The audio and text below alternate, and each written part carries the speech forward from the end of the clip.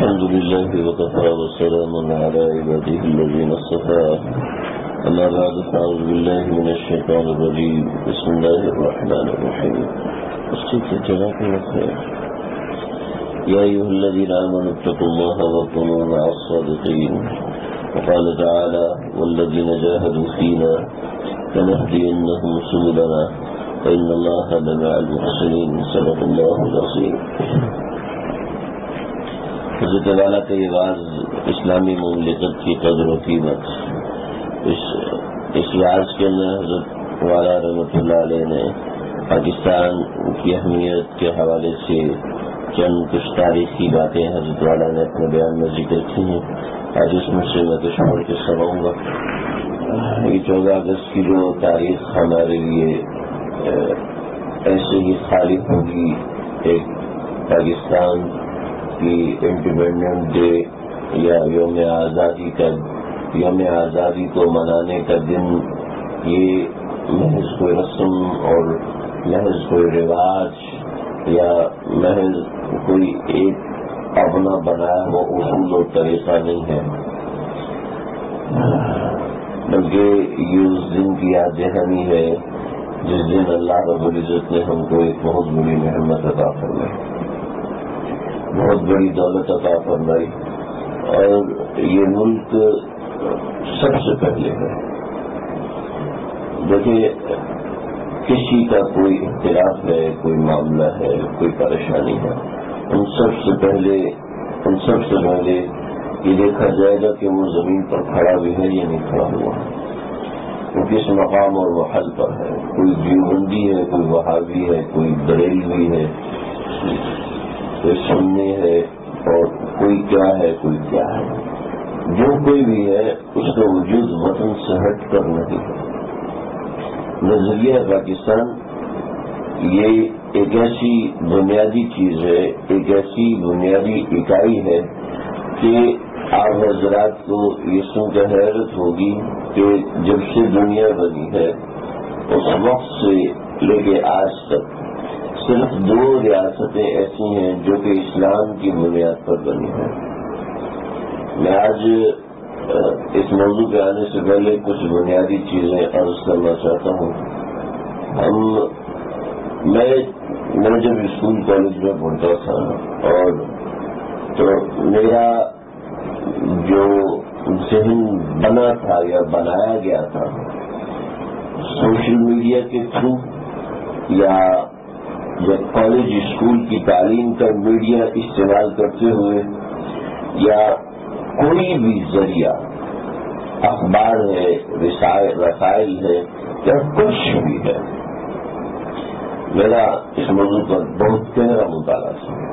قائد اعظم کے موضوع پر اور علامہ اقبال کے موضوع پر اور ان سب چیزوں پر میرا بہت گہرا مطالعہ تھا. اور آپ یقین کیجئے میرے نظریات میں یہ چیز کہیں سے ہوا بھی نہیں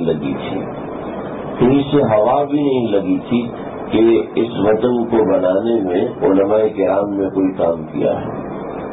حالانکہ یہ باتیں اتنی کھول کر بیان کی گئی ہیں، یہ باتیں اتنی واضح تھی کہ اس میں کہیں نہ کہیں ذکر آنا چاہیے تھا، لیکن بڑے پیار سے محبت سے کہا جائے تو علماء کرام کی محنتوں کو ایسے اٹھا کر نکال دیا جیسے مکھن سے بال ہوتا ہے.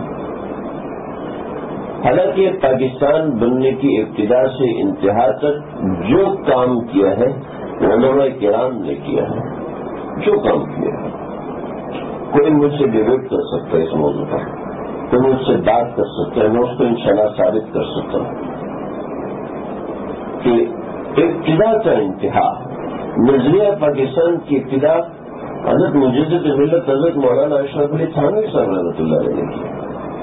یہ نظریہ حضرت تھانوی رحمۃ اللہ علیہ نے دیا تھا، اور حضرت تھانوی قائد اعظم کے مقلد نہیں تھے، علامہ اقبال کے مقلد نہیں. علامہ اقبال جو تھے وہ عطا اللہ شاہ بخاری رحمۃ اللہ علیہ کی مجالس میں باقاعدہ جایا کرتے تھے، اور اتنا گہرا تعلق تھا کہ عطا اللہ شاہ بخاری خود علامہ اقبال کے پاس آتے تھے اور کہتے تھے علامہ صاحب کوئی شعر کا کیا تھوڑا ہوگا، ان کے پنجابی میں جملے لکھے، ان کی کتاب میں لکھے، کوئی شعر کا کیا تھوڑا ہوگا.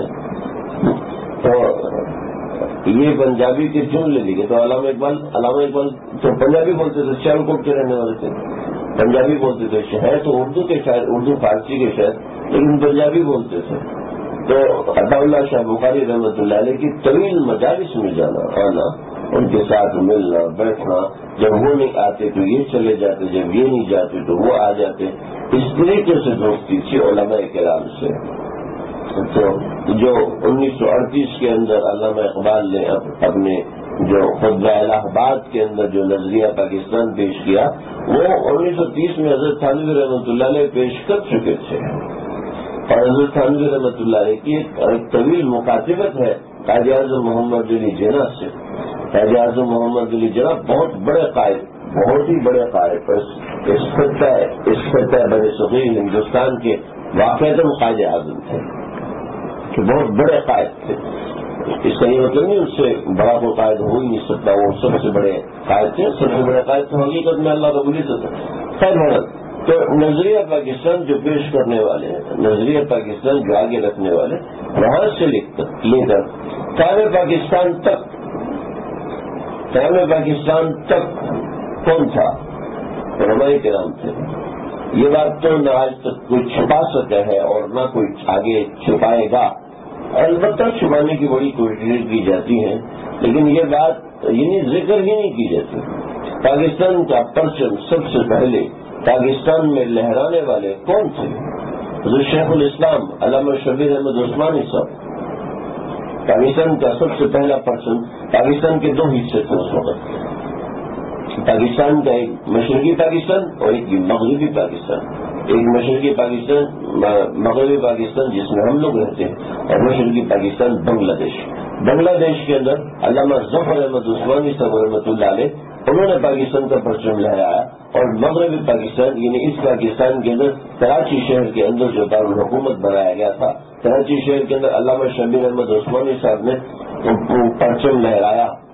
ایسے بلایا تھا چلو مولوی صاحب ہے، برکت کے لیے ان سے کھلوا لو، برکت کے لیے پاکستان کو پھیتا ان سے کٹوا لو. ایسا تھا. جس نے محنت کی تھی، پاکستان کے ایک صوبے میں جا کے تقریریں کی تھی، ایک معاملہ فرمایا کہ آپ دشمن محنت کرتا رہے، ہم صرف آخری 5 دن اٹھیں گے اور تقریریں کریں گے، سارا مجمع ہمارا ہوگا. اور ایسا ہی ہوتا. خیبر پختونخوا کے اندر یہ ہوا تھا. انہوں نے نعرہ لگایا کہ تم پاکستان بناؤ گے، ہم پختونستان بنائیں گے. یہ معاملہ ہوا. تو علامہ شبیر احمد عثمانی صاحب مسلسل 5 دن سفر میں رہے. فرمایا کہ میں اس بیماری کے اندر، سیاست کے اندر نہیں آ سکتا، لیکن اس ملک کا وجود اتنا ضروری ہے کہ میں اپنی بیماری، اپنی پڑھائی، اپنے علم دین، ان سب چیزوں کو بالائے طاقت رکھ کے یہ سارا کام کروں گا. اور سب کو بالائے طاقت رکھ کے اور دارالعلوم دیوبند کی جو بانیت تھی اس سے استعفیٰ دیا. حضرت مفتی اعظم پاکستان مفتی شفیع صاحب نے دارالعلوم کے فتویٰ نویسی سے استعفیٰ دے کے سیاست میں قدم رکھا. تو سیاست اسلام کا حصہ ہے. ایسا نہیں ہے کہ سیاست کو اسلام سے کوئی دخل نہیں ہے. سیاست تو اسلام کا حصہ ہے. سیاست اسلام کی ضروریات میں سے ہے. ایسا نہیں ہے کہ سیاست میں جانے والے بڑے گنہگار قسم کے لوگ ہوتے ہیں اور ایسے اور ویسے ہوتے ہیں. اور مفتی شفیع صاحب کی باقاعدہ میٹنگ ہوتی تھی، باقاعدہ اجلاس ہوتے تھے نواب لیاقت علی خان کے ساتھ. باقاعدہ حضرت علامہ شبیر احمد عثمانی صاحب نے یہاں تک بھی کیا کہ اگر آپ نے میرے یہ مطالبات، یہ 3 مطالبات ہیں، اگر آپ نے میرے نہیں مانے تو میں استعفیٰ دے دوں گا. تو نواب لیاقت علی خان نے اس دباؤ میں، حالانکہ حکومتی پریشر بہت تھا، اس دباؤ میں آ کے ایسی زبردست تقریر کی، اسلامی نظریاتی کونسل کا عمل وجود میں لایا گیا اور بڑا آگے چل کے زبردست قسم کا کام ہوا.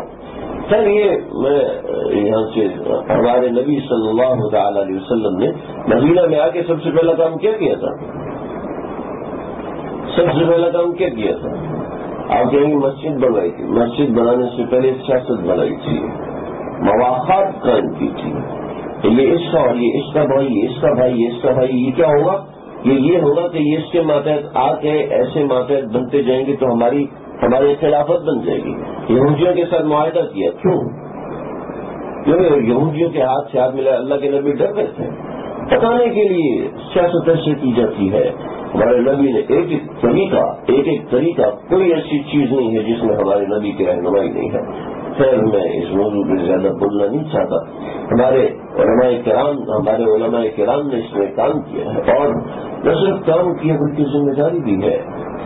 حدیث میں آتا ہے، آپ کو حدیث سنو، ہمارا یہ موضوع نہیں ہوتا، لیکن اب چونکہ بات آئی ہے تو میرا فرض بنتا ہے میں آپ کے سامنے حقائق کو رکھوں۔ من سئل عن علم علمه ثم كتمه الجم يوم القيامة بلجام من نار، جو موقع ہے اور موقع پہ آ کے علم کو چھپائے، اور اس ڈر کی وجہ سے کہ لوگ ناراض ہو جائیں گے یا لوگ کہیں گے آج کیسی باتیں سنا دی ہیں، یہ تو ہماری تو ان باتوں سے مناسبت نہیں ہے۔ بات یہ ہے کہ جب مسئلہ شریعت کا آئے تو بات آدھی کر کے چھوڑ دینا، یہ شریعت میں چوری ہوتی ہے۔ اللہ رب العزت حفاظت فرمائے۔ حضور صلی اللہ علیہ وسلم کا ارشاد ہے، تمہارا کوئی دن ایسا نہیں گزرنا چاہیے جس دن میں تمہارے اوپر کوئی امیر نہ ہو۔ کیا ہوا تھا؟ ہمارے آقا کا انتقال ہو گیا، صحابہ کرام آپس میں بیعت کرنے کے لیے باتیں کر رہے ہیں۔ ادھر ستویجہ بنی سعادہ کے اندر میں وہ باغ دیکھ کر آیا ہوں جس باغ کے اندر صحابہ اکٹھے ہوئے، ادھر سے علی بن طالب کے رضی اللہ تعالیٰ کے گھر میں صحابہ اکٹھے، ادھر سے ابوبکر صدیق کے گھر میں عمر فاروق، ان کو لے کے ستویجہ بنی سعادہ میں چلے گئے۔ چلیے ادھر پر اللہ کے نبی کا جسد اثر ایسے رکھا ہوا ہے اور غسل بھی نہیں ہوا، اور تم کہتے میں سیاست کی باتیں کروں، چلو ایک طرف ہو جاؤ۔ نہیں، ساتھ گئے ستویجہ بنی سعادہ میں جا کے پہلے خلافت کی بیعت ہوئی ہے، اس کے بعد آقا کا غسل ہوا ہے، اس کے بعد ہمارے نبی صلی اللہ علیہ وسلم کا غسل ہوا۔ کیوں؟ کیا آج تک کسی نے صحابہ کو اس بارے میں لعن طعن کیا؟ نہیں کیا۔ اس لیے لعن طعن نہیں کیا کیونکہ وہ سن چکے تھے آقا کے زبان سے، تو ایک دن تمہارے اوپر ایسا نہیں گزرنا چاہیے جس دن تمہارے اوپر تمہارے اعتماد کا امیر نہ ہو۔ خیر، تو اللہ رب العزت نے ہم کو یہ جو ملک دیا ہے علماء کرام کی محنت سے ہے اور کوششیں ہیں۔ میں ایک چیز یہاں پر بتاتا چلوں، اس سے متعلق تو نہیں ہے، ہماری تاریخ میں اس نوعیت کی بڑی غلط فہمی ہے، بہت بڑی غلط فہمی۔ ہزاروں طلباء کرام، ہزاروں طالبات، میں ان طلباء کرام اور ان طالبات کی بات کر رہا ہوں جو مدرسوں میں تعلیم حاصل کرتے ہیں، جو مدرسوں میں پڑھنے والے، اسکولوں کالجوں کی بات ہی نہیں کر رہا۔ ہمارے اسکولوں کالجوں کے اندر یا اسکول کالجز کو لے لیجئے اور مدارس کو لے لیجئے، ہمارے ہزاروں طلباء کرام میں سے کوئی ایک ہوتا ہے جس کو تاریخ کا معلوم ہوتا ہے، ورنہ کوئی اپنی تاریخ جانتے ہی نہیں۔ باہر کے لوگوں کا کیا شکوہ کرو، طلباء کرام ہی نہیں جانتے۔ صرف اسکول کالجز کے سے شکوہ نہ کرو، مدرسوں کے بچے نہیں جانتے، مدرسوں کے طلباء نہیں جانتے ہمارے ہیروز کون ہیں۔ تو میں نے بہت خوب اور بڑے مضبوط اخبار پڑھے جب میں مدرسے میں تو سبھی کے وقت لیتی 5-6 کتابیں میں اپنے مدرسے کی لائبریری میں دیکھی، اس میں بھی تاریخ ملت ہے، اور یہ جو ہمارے نصاب کی کتاب ہے اس میں لکھا محمود غزنوی نے ہندوستان کو بہت لوٹا، اور اس لٹیرے کا پہلا حملہ، اس لٹیرے کا دوسرا، اس لٹیرے کا تیسرا، اس لٹیرے کا چوتھا حملہ، ہیڈنگز بنائے دیے، ہیڈنگ دی ہوئی کہ ان کا حملہ، اس کا حملہ، اس کا حملہ، یہ 17 حملے ایسے کیے، اتنا مال لوٹا، اتنی جائیداد لوٹی، اور پیچھے اس کی تاریخ کا پتہ ہی نہیں۔ اور ہم بھی بڑے اشکال میں، اور میں خود بھی بڑے اشکال میں تھا۔ جی نے فرمایا کہ دیکھو ذرا کھلا تاریخ دیکھو، تاریخ اسلام 52 جلدوں میں علامہ عثمان ابن زیلی رحمۃ اللہ علیہ کی کتاب ہمارے کتب خانے میں رکھی تھی، اس میں بڑے زبردست دلائل کے ساتھ انہوں نے بتایا یہ تاریخ تو کوئی ڈاکٹر بھی نہیں ہے، نہ تو اس طرف جانے کی کوشش کرتا ہے۔ اللہ رب العزت ہم کو توفیق عطا فرمائے، ہم دیکھیں تو صحیح ہمارے پیچھے ایک بڑی تاریخ ہے۔ اس بڑی تاریخ کا ہماری اصلاح سے کیا تعلق ہے؟ اس بڑی تاریخ کا ہماری اصلاح سے کیا تعلق ہے؟ ایسے ہی آپ اصلاحی بیان کے اندر اس نوعیت کی باتیں سنا رہے ہیں، اس کا ہماری اصلاح سے کوئی تعلق؟ تو اللہ نے قوم عاد اور سمود کے قصے کیوں سنا ہے قرآن؟ انہوں نے بتا اور حضرت موسیٰ کا ایک ایک قصہ کر کے الگ الگ کر کے سنایا، اور دل کبھی امینی چھوٹی چھوٹی باتیں بھی کر کے سنائی۔ موسیٰ تیرے ہاتھ میں کیا ہے؟ موسیٰ تو چھوٹا تھا جب تو پیدا ہوا، پھر ہم نے ایسے کیا، پھر ہم نے ویسے کیا، پھر فلاں قوم کا قصہ ہوا، قوم مدین کا قصہ تم کو معلوم ہے، اور تم سے پوچھتے ہیں سرون کا ذی القرنین کون سے اتلو علیہ ذکر، میں آپ کو جس کا ذکر سناتا ہوں، اس کی کہانی سناتا ہوں کہ اس اول فکر کہانی وہ کہف والوں کا تو قصہ تم کو معلوم نہیں، اور میں تمہیں اصحاب کہف کا قصہ سناتا ہوں۔ اصحاب کہف کون تھے؟ وہ اتنے لڑکے تھے، نوجوان تھے، اور انہوں نے جا کے اس عمل فکر تو یہ کافی انہوں نے غار کے اندر جا کے پناہ لی۔ کل باپ سے تم ذرائع بالوسیط، ان کا کتا جو ہے وہ دروازے کے اوپر بازو پھیلا کے بیٹھا ہوا تھا۔ اس کا ہماری اسلام سے کیا تعلق ہے؟ بھائی سمجھے اس بات کو، سمجھے۔ میں کوئی تنقید نہیں کر رہا، میں منت کر رہا ہوں، خدا کے واسطے سمجھے اس چیز کو۔ میں ہماری تاریخ کا ہماری اسلام سے بہت بڑا تعلق ہے، بہت بڑا تعلق ہے۔ میں اس وقت میں نہیں سمجھا سکتا، یہ باتیں ماننے کی ہوتی ہیں۔ بہت بڑا تعلق ہے ہمارا اکثر طبقہ، حتیٰ کہ وہ طبقہ جو کہ دین کی تبلیغ سے وابستہ ہو چکا ہے، جو اتنا پڑھ چکے ہیں، اتنا سیکھ چکے ہیں، جو کہ دین کی تبلیغ سے وابستہ ہو جاتے ہیں، دوسروں کو سمجھانے سے وابستہ ہو جاتے ہیں، ان کو بھی پتہ ہی نہیں ہوتا، ان کو کچھ پتہ نہیں۔ آدھی آیت یاد ہوتی ہے، اسی کے اوپر 3 گھنٹے کی تبلیغ کرتے ہیں۔ ایک حدیث مکمل یاد نہیں، نہ اس کے مواد کا پتہ ہوتا ہے، نہ یہ پتہ ہوتا ہے حدیث کہاں پر، اس کے اوپر 3 گھنٹے کی تقریر کر دیں گے۔ یہ جہالت کا حال تو وصل الامر الى غیر اہلہ فانتظر الساعة۔ اللہ کے حبیب صلی اللہ تعالی علیہ وسلم کا ارشاد ہے کہ جب معاملات غیر اہل کے ہاتھ میں دے دیے جائیں تو پھر قیامت کا انتظار کرو۔ کیا ہوگا پتہ ہوگا؟ یہ جو نااہل ہوتے ہیں وہ اپنی اہلیت لگانے کے لیے میک اپ کرتے ہیں، اور میک اپ ہوتا ہے وہ شور طاقت اور اس کا، اور ہم جیسے لوگ جنہوں نے نہ تاریخ پڑھی ہوتی ہے، نہ جغرافیہ کا پتہ ہوتا ہے، نہ کچھ علم دین سے کوئی تعلق ہوتا ہے، نہ شرعی مسائل سے کوئی وابستگی ہوتی ہے، نماز میں ایک چھوٹا سا مسئلہ ہو جائے تو پریشان ہو جاتے ہیں کہ ہمیں اس مسئلے کا پتہ نہیں، سجدہ سہو کے مسائل تک نہیں معلوم ہوتے، کپڑے پہننے کے مسائل معلوم نہیں ہوتے، کپڑے تبدیل کرنے کے مسائل معلوم نہیں ہوتے، چھوٹے چھوٹے سرما کیسے لگانا ہے سنت طریقہ، گھر میں داخل ہونا ہے سنت طریقہ، اترنا چڑھنا شیخ نے اتنا بتا دیا، وہ بیانات میں سب چیز سب علم دین تو نہیں بتائیں گے۔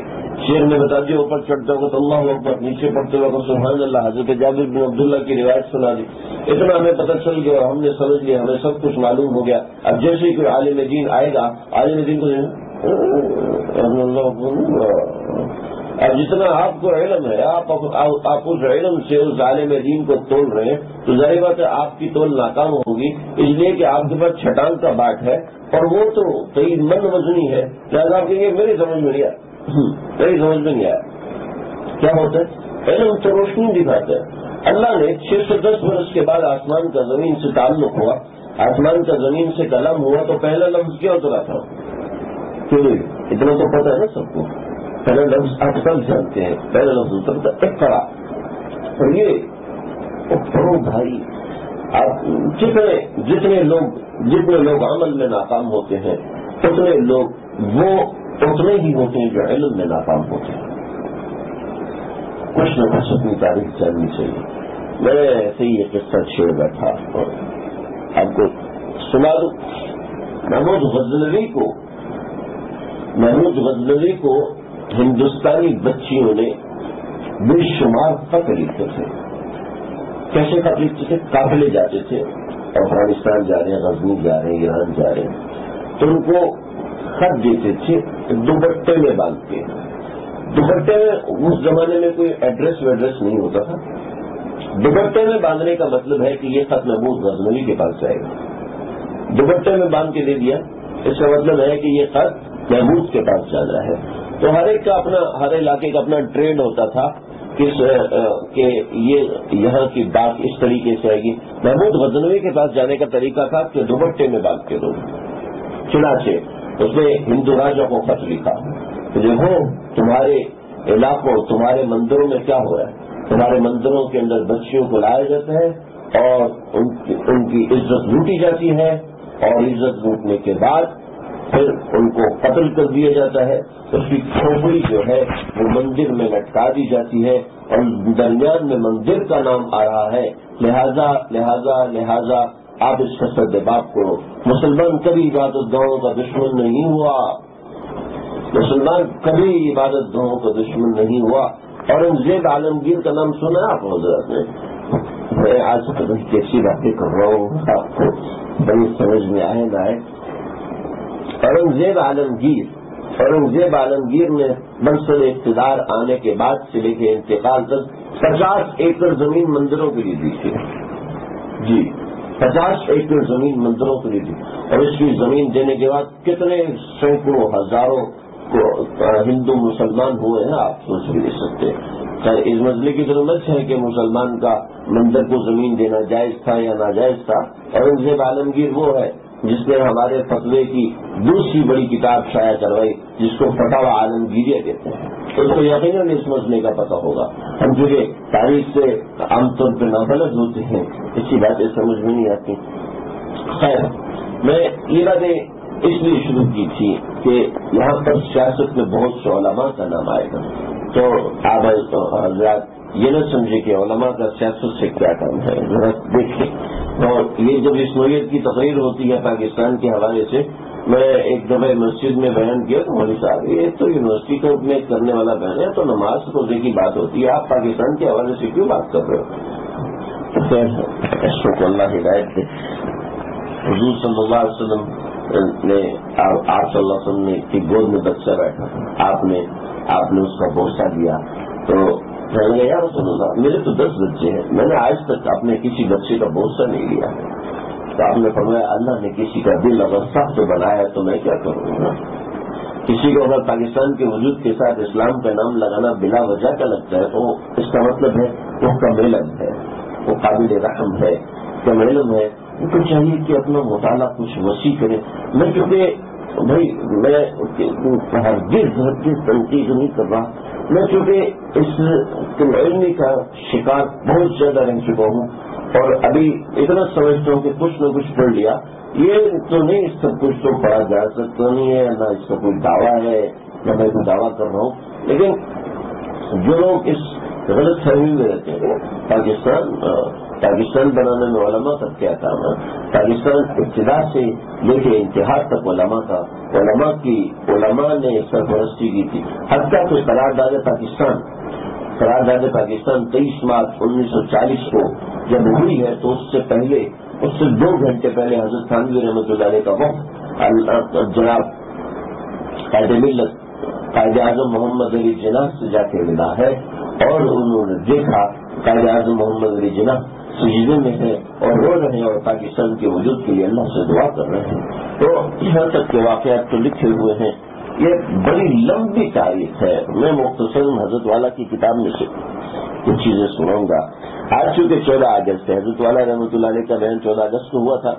پاکستان کی آزادی کی خوشیاں منائی جا رہی ہیں، اس لیے میں کچھ باتیں قیام پاکستان کے متعلق بتانا چاہتا ہوں.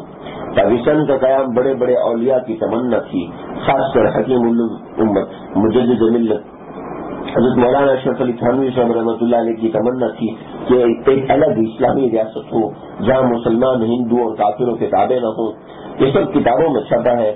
حکیم الامت فرماتے ہیں جب میری ریل ریاست رائے پور سے گزرتی ہے، ریاست رامپور سے گزرتی ہے اور اذان کی آواز سنائی جاتی، یہ الگ ریاست تھی جس میں صرف مسلمان تھے، مسلمانوں کی حکومت تھی اور مسلمانوں کے سارے اجلاس ہوا کرتے تھے، اور آزادی سے رہتے مسلمان نظر آتے ہیں تو دل خوش ہو جاتا ہے. حالانکہ مسلمانوں کی یہ ریاست نام کی تھی، کام کی نہیں تھی، لیکن فرمایا کہ وہاں چند شاعر اسلامی دیکھ کر دل خوش ہو جاتا ہے. فرمایا میرا جی چاہتا ہے کہ مسلمانوں کے لیے ایک الگ سلطنت قائم ہو جائے جو ہندوؤں کے ساتھ مخلوط نہ ہو. کیونکہ مان لیجئے کہ اگر کہیں 9000 افراد کی بستی ہے جس میں 6000 ہندو ہیں، 3000 مسلمان ہیں، تو یہ سب مخلوط حکومت بنائیں گے. اسمبلی میں کسی معاملے پر ووٹنگ ہوگی تو مسلمان ہمیشہ ذلیل اور مغلوب رہیں گے، کیونکہ 6000 ووٹ کافر کو جائیں گے، 3000 مسلمان کو جائیں گے. آپ لوگ سمجھ رہے ہیں یا نہیں سمجھ رہے کہ ووٹنگ میں کافروں کی تعداد یقیناً زیادہ ہوگی جس کی وجہ سے مسلمان ہر معاملہ میں ہندوؤں سے مغلوب رہیں گے، دین کی کسی بھی حکم کا نفاذ نہیں ہو سکے گا، ان کے دین میں دن بدن زوال آتا رہے گا، یہاں تک کہ اگلی نسلوں میں اسلام بھی اجنبی رہے گا۔ اسی لیے جمہوریت کے نظام کو میں خرابی سمجھتا ہوں۔ فرمایا جناح صاحب امت کا درد رکھتے تھے۔ مولانا شبیر علی صاحب تھانوی رحمۃ اللہ علیہ نے مجھ سے بیان کیا کہ میں رات 12 بجے حضرت والا رحمۃ اللہ علیہ فرما رہے کہ مجھ سے بیان کیا کہ رات 12 بجے محمد علی جناح کے پاس دہلی پہنچا، فرمایا حضرت تھانوی رحمۃ اللہ علیہ کا جناح صاحب کے نام ایک ضروری خط تھا، وہ دینا تھا، تو میں نے دیکھا کہ اس وقت سجدے میں پاکستان کے لیے رو رہے ہیں۔ ایک مرتبہ حکیم الامت نے فرمایا میں نے جناح کو خواب میں دیکھا کہ وہ علماء کے لباس میں ہے، لہذا ان کو حقیر مت سمجھو، جس سے چاہے اللہ تعالیٰ جس سے چاہے بڑا کام لے لے، لہذا بڑے بڑے اللہ والے علماء نے مسلم لیگ کا ساتھ دیا۔ یہ میں نے اس جملے کی وجہ سے ساری بات کی تھی۔ پاکستان کے قیام میں عظیم کردار ادا کیا، چنانچہ جب پاکستان بنا تو مغربی پاکستان میں مولانا شبیر احمد عثمانی صاحب رحمۃ اللہ علیہ نے، اور مشرقی پاکستان میں مولانا ظفر احمد عثمانی رحمۃ اللہ علیہ نے پاکستان کا جھنڈا لہرایا، اور مولانا شبیر احمد عثمانی صاحب سے جناح صاحب نے کہا اگر مولانا اشرف علی تھانوی اور آپ حضرات میرا ساتھ نہ دیتے تو پاکستان نہ بن سکتا تھا۔ پاکستان کی بنیاد میں علماء کا بہت بڑا ہاتھ ہے، لیکن آج علماء کو آہستہ آہستہ فراموش کیا جا رہا ہے۔ میرے سامنے الہ آباد میں آل انڈیا مسلم لیگ کا بہت سب سے بڑا اجلاس ہوا، میں نے خود اس میں شرکت کی، جس میں قرارداد پاس ہوئی کہ مسلمانوں کو ایک الگ خطہ بنانا چاہیے۔ اس کے بعد اعظم گڑھ میں مسلم لیگ کا سب سے بڑا اجلاس ہوا، جس میں آل انڈیا مسلم لیگ کے تمام بڑے بڑے لیڈر علماء شامل تھے، مولانا شبیر احمد عثمانی، مولانا ظفر احمد عثمانی، مولانا حسرت روحانی، نواب زادہ، لیاقت علی خان اور مسٹر جناح وغیرہ۔ میرے شیخ حکیم الامت کے اجل خلیفہ حضرت مولانا شاہ عبد الغنی پھلپوری رحمۃ اللہ علیہ پورے اعظم گڑھ کی مسلم لیگ کے سیکرٹری تھے اور بہت زیادہ سرگرم تھے۔ حضرت کو ایک جرم اور فکر تھی کہ پاکستان بن جائے۔ حضرت رات بھر سجدے میں روتے تھے، یا اللہ کافروں کی غلامی سے آزاد پاکستان کی ایک اسلامی ریاست بنا دے۔ اور دیکھیے اعظم گڑھ کے اس اجلاس کے لیے حضرت تہجد پڑھ کر پھول پور اعظم گڑھ سے گور ظفر حضرت ظفر احمد عثمانی کو لینے گئے، ان کی تقریر کرانے کے لیے۔ تہجد کے وقت کار روانہ ہوئی، دوسرے دن عشاء کے وقت حضرت ان کو لے کر آئے، عشاء کی نماز پڑھائی اور فرمایا کہ تہجد کے وضو سے عشاء کی نماز پڑھائی ہے۔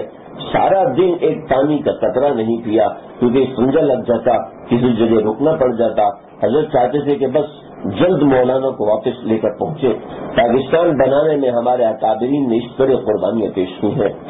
پھر اس جلسے میں مولانا شبیر احمد عثمانی، مولانا ظفر احمد عثمانی جیسے بڑے بڑے عمائدین کی تقریریں ہوئی، میں بھی اس میں موجود تھا۔ اتنا بڑا جلسہ تھا کہ شاید ہندوستان میں الہ آباد کے بعد اس کا دوسرا درجہ تھا۔ مولانا شبیر احمد عثمانی نے اپنی تقریر میں فرمایا اس زمانے میں دیندار لوگ کم ہیں، لہذا حکومت تو ان مشروں کے ہاتھ میں رہے گی، لیکن اگر علماء کی رہنمائی میں رہے گی تو صحیح سلامت ساحل تک پہنچ جائیں گے، اور اگر انہوں نے علماء کو نظر انداز کر دیا تو ساحل تک نہیں پہنچیں گے۔ مولانا شبیر احمد عثمانی نے ایک مسئلہ پڑھا جو آپ کو سنا رہا ہوں، تو ہمیں کشتی نہیں ملتی اور انہیں ساحل نہیں ملتا، جب ان کے پاس مادی وسائل و اسباب ہیں۔ ملا بیچارہ مسکین، ہمارے پاس کشتی نہیں لیکن راستہ معلوم ہے، ان کے پاس کشتی ہے لیکن راستہ معلوم نہیں ہے۔ کاش کہ یہ لوگ ہم کو کشتی میں بٹھا لیں، چلانے کے لیے ہمیں دے دے تو ہم ان کی کشتی پار لگا لیں گے۔ خیر، اسی جلسے میں کی رات میں مجھے خواب میں بشارت ہو گئی کہ پاکستان بن جائے گا۔ اللہ والوں کے اس غلام اختر نے خواب میں دیکھا میرے شیخ حضرت پھلپوری رحمۃ اللہ علیہ پر سورہ انفال نازل ہو رہی ہے۔ حضرت بے چینی سے کروٹیں بدل رہے ہیں۔ میں نے پوچھا حضرت آپ بے چین کیوں ہیں؟ کیا آپ کے اوپر سورہ انفال کا نزول ہو رہا ہے؟ میں نے اس وقت تک سورہ انفال کی تفسیر نہیں پڑھی تھی، میں سورہ انفال کے مضامین کو نہیں جانتا تھا۔ جب میں نیند سے بیدار ہوا تو حضرت کو خواب سنا کر پوچھا کہ آپ کیوں اتنے بے چین تھے، سورہ انفال کے نزول کی تعبیر کیا ہے؟ تو میرے شیخ مولانا شاہ عبد الغنی پھلپوری رحمۃ اللہ علیہ نے اس کی تعبیر دی کہ اب انشاءاللہ جلد پاکستان بن جائے گا، کیونکہ سورہ انفال میں فتوحات اور مال غنیمت کا تذکرہ ہے۔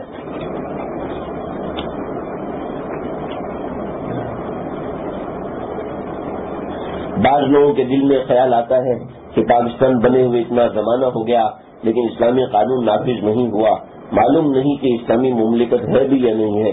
اس طرح بعض لوگوں کی طرف سے سوال ہوتا ہے کیا پاکستان کی ایک انچ بھی زمین کی حفاظت میں اگر جان چلی گئی تو اس پر شہادت ملے گی یا نہیں ملے گی؟ مجھے ان دونوں باتوں کا جواب دینا ہے اور میں ایسا جواب دوں گا کہ انشاءاللہ ساری دنیا کے علماء کو ماننا پڑے گا۔ مولانا شبیر علی مرحوم حکیم الامت کے سوج بھتیجے خانقاہ تھانہ بھون کے محتمم نے مجھ سے فرمایا، بڑے ابا حکیم الامت مجدد ملت حضرت مولانا اشرف علی تھانوی صاحب رحمۃ اللہ علیہ نے فرمایا کہ بعض نادان اہل علم سمجھتے ہیں جس ملک میں مسلمان حکمران ہو، مسلمان فرما روا ہو، لیکن وہاں اسلامی قانون نافذ نہ ہو تو وہ اسلامی مملکت نہیں ہے، اور نعوذ باللہ اس ملک کو کافروں کو دے دو، یعنی اگر کافر اس پہ قبضہ کر لے تو کوئی حرج نہیں کیونکہ وہ اسلامی سلطنت نہیں ہے۔ اس کے جواب میں حکیم الامت مجدد ملت حضرت مولانا اشرف علی تھانوی صاحب رحمۃ اللہ علیہ نے فرمایا کہ سن لو اسلامی مملکت کی تعریف کیا ہے۔ کاش حضرت کی بیان فرمودہ اس شرعی تعریف کو اخباروں میں شائع کیا جائے، کتابوں میں شائع کیا جائے۔ فرماتے ہیں اسلامی سلطنت کی تعریف یہ ہے جس ملک کا حکمران مسلمان ہو۔